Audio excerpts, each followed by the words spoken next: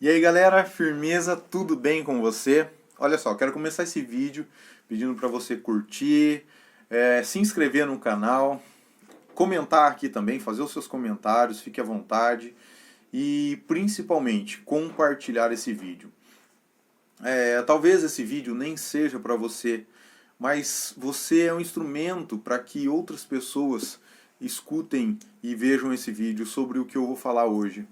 Então compartilhe com seus amigos, com seus familiares. Eu preciso que você compartilhe, porque, como eu disse, se você tiver paciência para escutar esse vídeo, que hoje eu acho que vai ser um pouquinho mais extenso, um pouquinho mais longo, mas se você tiver paciência, esse vídeo é para você. Mas se você não tiver, fique tranquilo, compartilhe com alguém para que chegue para aquela pessoa que realmente precisa ouvir o que eu vou dizer hoje. Eu percebo que tem muitas pessoas que têm medo da morte e isso, para nosso psicológico, é natural, né? Preservação da vida. Diz a psicologia que se você não tem medo da morte, ou seja, se você auto se mutilar, então você é considerado um psicopata, porque é realmente um deficiente mental. A psicologia florense diz que um suicida ele é um deficiente mental, porque ninguém atenta contra a própria vida. Então, psicologicamente falando, isso é impossível, a não ser que a pessoa seja um deficiente mental. Diz a psicologia, lógico, eu não sou formado em psicologia, mas eu também tenho a minha autoridade em falar em psicologia, porque eu também já estudei algumas coisas sobre psicologia. Então, não por formação, mas por curiosidade, e eu vejo que no estudo da psicologia existem, assim, para parafrasear o campo da psicologia e para deixar melhor explicado, talvez, as pessoas normais é como se houvesse assim as pessoas normais, aquelas que não são normais e aquela que permeia entre os dois campos, né? E as pessoas normais é como se fosse o dia. Então ela tem a sua sanidade mental normal.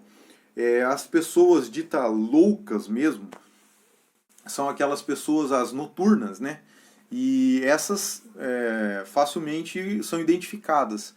Mas existem aquelas pessoas que não são nem normais e nem loucas por identificação notória, assim, de fácil percepção. E é como se fosse o pôr do sol. Então não é dia nem noite, mas é aquele momento do pôr do sol, que você não identifica a sua loucura, parece ter uma sanidade mental, mas ela não é sã. Então essas pessoas não são aquelas que a psicopatia não consegue identificar com clareza. A não ser estudos, né, específicos com aquela pessoa. Mas se passa na sociedade com uma pessoa dita normal. E tirando esse campo da psicologia, as pessoas normais têm medo de morrer, têm medo da morte. Até aquelas ditas loucas, né, também têm um senso e também têm a possibilidade de ter o medo da morte. Mas essas outras pessoas não, elas não têm o medo da morte porque elas não são nem noite e elas não são dias também. Então ela não está nem na noite nem no dia, ela fica intermediando esse espaço. Mas para você que é são, para você que tem essa sanidade mental, essa saúde mental, você provavelmente tem medo da morte. E eu quero confundir um pouco agora a sua sanidade mental, porque existem pessoas com a sanidade mental que já não temem mais a morte. Pelo contrário, fazem algo proposital, sabendo que a morte é certa. Porque, como diz a frase, né? A única coisa que nós temos certeza é da morte. E essa é uma frase que muitas pessoas conhecem, usam com frequência, mas fazem dela assim algo que quanto mais distante, melhor. Mas eu quero compartilhar com você hoje que um homem são, lúcido e psicologicamente saudável, de todas as formas possíveis, declarou que ia ser morto. E vocês devem saber de quem eu estou falando. Eu estou falando de Jesus. Ele declarou a sua morte. Lá no livro, no Novo Testamento, no livro de Mateus, no capítulo 16, a partir do versículo 21, ele diz assim: a partir daquele momento, Jesus começou a explicar aos seus discípulos que era necessário que ele fosse para Jerusalém e sofresse muitas injustiças nas mãos dos anciãos, dos chefes dos sacerdotes e dos escribas, para que então ser morto e ressuscitar ao terceiro dia. Pedro, porém, chamando-o à parte, começou a admoestá-lo, dizendo: Deus seja grandioso contigo, Senhor. De modo algum isso jamais te acontecerá. E virando-se Jesus, repreendeu a Pedro: para trás de mim, Satanás. Tu és uma pedra de tropeço, uma cilada para mim, pois tua atitude não reflete a Deus, mas sim os homens. Essa atitude de Jesus em começar a falar da sua morte é proposital. Jesus conhece o seu propósito, ele conhece o motivo do qual ele iria passar pela morte. E quando Pedro vem falar com Jesus a respeito de que isso não era para acontecer, Jesus coloca Pedro no lugar dele e expulsa Satanás imediatamente daquele lugar. Porque ele sabia que ele deveria passar pela morte para trazer vida. E isso me trouxe várias reflexões sobre vida e morte. Durante muito tempo da minha vida eu reflito sobre isso. E quando eu começo a refletir sobre vida e morte, eu vejo que a morte é só o começo daquilo que irá ser eterno. Mas se é o começo, por que nós temos tanto medo? E algumas coisas assim, eu comecei a refletir sobre isso e eu confesso que me deixa um pouco entristecido tantas pessoas terem medo da morte. Como eu disse no começo do vídeo, a sanidade mental nos traz uma autopreservação, isso é natural. Mas esse medo que nós temos, ou que as pessoas têm, porque há algum tempo eu vivo sem esse medo. A minha esposa sabe disso, as pessoas que convivem comigo sabem disso, que a dor, o sofrimento, traz uma angústia e uma ansiedade sobre nós. Mas quando eu me lembro que Jesus levou sobre si todas as nossas dores, as nossas enfermidades, e tudo ele carregou na cruz pela minha vida, isso tira todo o medo. E me faz lembrar que esse aparente fim é só o começo de tudo que há de vir, que isso daqui não é nem a sombra do que eu ainda irei viver. E a questão que eu quero levantar para você hoje é a seguinte: você quer viver porque tem medo da morte, ou você quer morrer porque tem medo de viver? Muitas pessoas não estão vivendo porque têm medo da morte. E outras pessoas querem morrer porque têm medo de viver. E essa questão tem inflamado a vida das pessoas de tal forma que as pessoas não conseguem viver a plenitude que Jesus conquistou na cruz. Nós estamos passando por muitos momentos de dificuldades e eu entendo que muitas pessoas ainda tenham medo da morte. Mas não faz sentido, porque o amor lança fora todo o medo. Eu vejo que agora, na Páscoa, nós estamos próximos da Páscoa, eu tenho o maior exemplo de Jesus na cruz como o nosso herói, porque nós temos um conceito de herói que muitas vezes, na minha forma de pensar, é equivocada.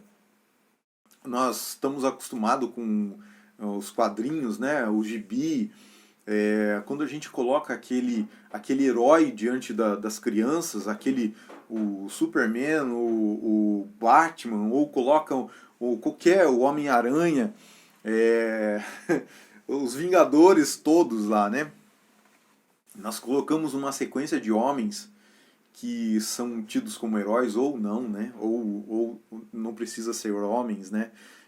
Eu digo tanto homem como mulher, mas ou outros seres, e coloca-se como herói. Mas, de fato, quem é o herói de toda a história da humanidade? Nós temos na mitologia vários heróis, semideuses, muitos heróis na mitologia. Nós temos os heróis da fé, que a própria palavra fala. Mas será que de fato eles são heróis? Eu não quero trazer para você uma confusão bíblica, mas quando a Bíblia cita como heróis da fé, são aqueles homens corajosos, que tiveram coragem, altruístas. Eles foram capazes de pela fé, fazer coisas. Enoque não viu a morte. Enoque não passou pela morte pela sua fé. Olha, perceba a tamanha fé que Enoque tinha, que não passou pela morte. Diz lá em Hebreus 11, você pode ler que ele foi arrebatado pela sua fé. Tantos outros homens, citados lá em Hebreus 11, os primeiros heróis da fé, eles são tidos como heróis pela coragem e pelo momento em que viviam. Eles tiveram a capacidade de ser totalmente na contramão de toda uma sociedade. Abraão, quando oferece o seu filho em sacrifício, ele é tido como herói porque naquele contexto todos os deuses pediam os filhos em sacrifício. E Deus, ao contrário disso, não quis, providenciou um outro sacrifício, um novo sacrifício. Um sacrifício diferente do que os outros deuses pediam naquele momento. E o nosso verdadeiro herói, a palavra herói, já remete àquele que se abnega, que tira a sua vontade e faz em favor do próximo. O nosso verdadeiro herói, ele não é o dos quadrinhos que ele sobrevive no final. Ele teve morte. Ele teve morte e morte de cruz. O nosso herói é aquele que ressuscitou. É aquele que se entregou. O verdadeiro herói é aquele que fez além do que você pode pagar. Além do que todos podem pagar. Eu vou dizer uma coisa. O que Abraão fez, o que Enoque fez, o que Abel fez, todos esses homens, você pode fazer igual ou além. Mas o que Jesus fez, a morte que ele provocou naquela cruz, porque ele se entregou, nenhum homem pode fazer. Não há outro homem que possa fazer. Ele não teve medo da morte, porque ele viveu em abundância. Pega isso para a sua vida. Olha só, eu quero que você entenda isso com profundidade. Pega isso para sua vida. Ele não teve medo da morte porque ele viveu a vida de propósito. E o que ele fazia era de propósito. Eu quero dizer uma coisa, compartilhar com vocês também mais um pouquinho daquilo que Deus tem feito ao meu redor e na minha vida, que é toda vez que nós fazemos algo de propósito, a gente não se cansa. A gente não tem medo de prosseguir. A gente não tem medo do que virá. Porque independente de tudo que virá, sempre será melhor do que já foi. Então eu quero convidar você a viver essa experiência, essa atitude de viver com propósito. De viver de propósito, fazer as coisas de propósito.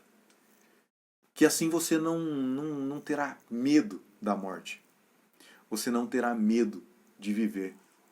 Porque a vida abundante traz amor. E o amor lança fora todo medo. Viva isso e fique na paz.